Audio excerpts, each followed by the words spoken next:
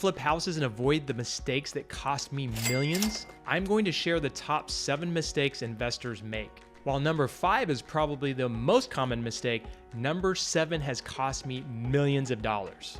And I don't want you to make the same mistakes I have. Hi, I'm Tony Javier, owner of an Inc. 5000 real estate investment company, and I've successfully flipped over 1,000 houses totaling over $100 million. And I'm sharing 7 mistakes that can cost you a fortune so you don't have to make them. Let's get into it. So number 1, choosing the wrong area.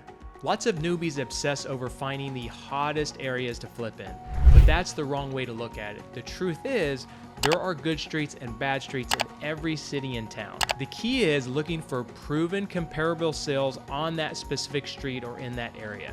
If no houses have sold for 20 years, run. But if houses have consistently sold for the dollar amount that you're looking for and you can buy yours for way less, you may have a winner.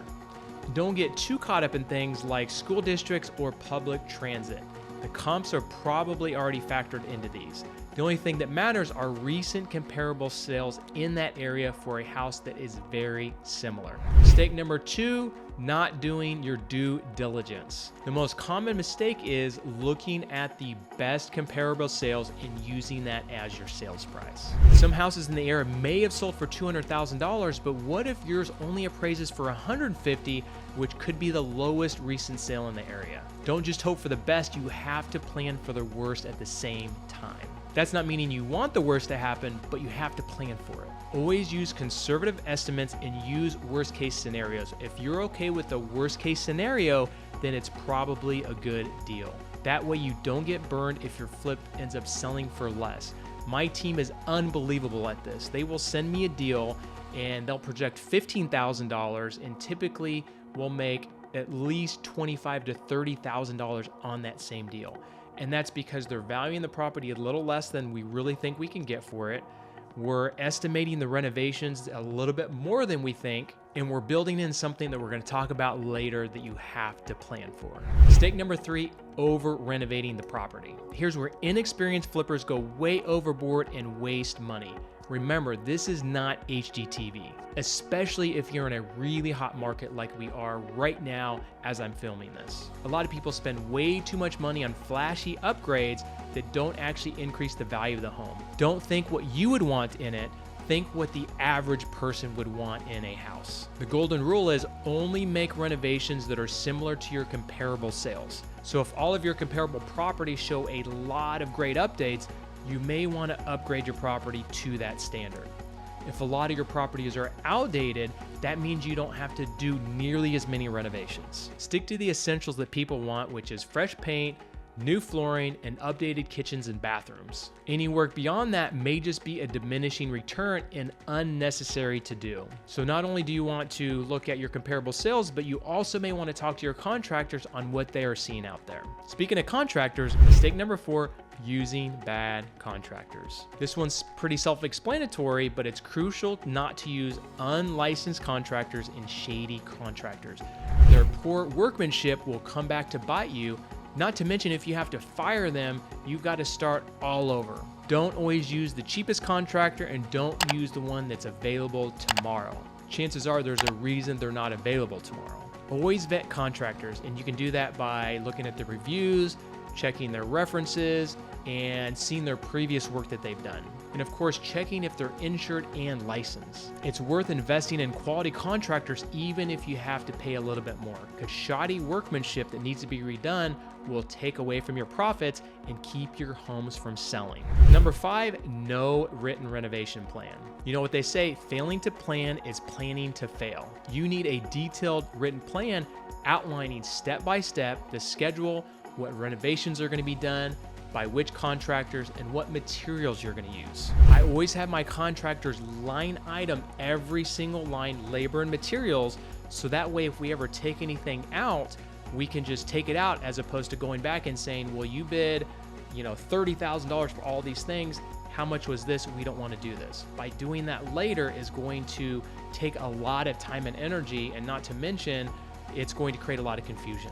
You also have to have deadlines for every subcontractor, an accountability plan with penalties and what's going to happen if they're delayed and have overages and who's going to take care of that. A good contractor can make or break your project. Trust me, the projects that have gone really well have had really good contractors, and the ones that have gone bad are usually the ones that have bad contractors. Number 6, buying at the wrong price or buying at market value. You never want to buy at market value, especially if you're looking to fix and flip that property and make a quick profit. You know, they say that you make your money when you buy, which I don't completely agree with, because just because you buy it right doesn't mean you're going to make money.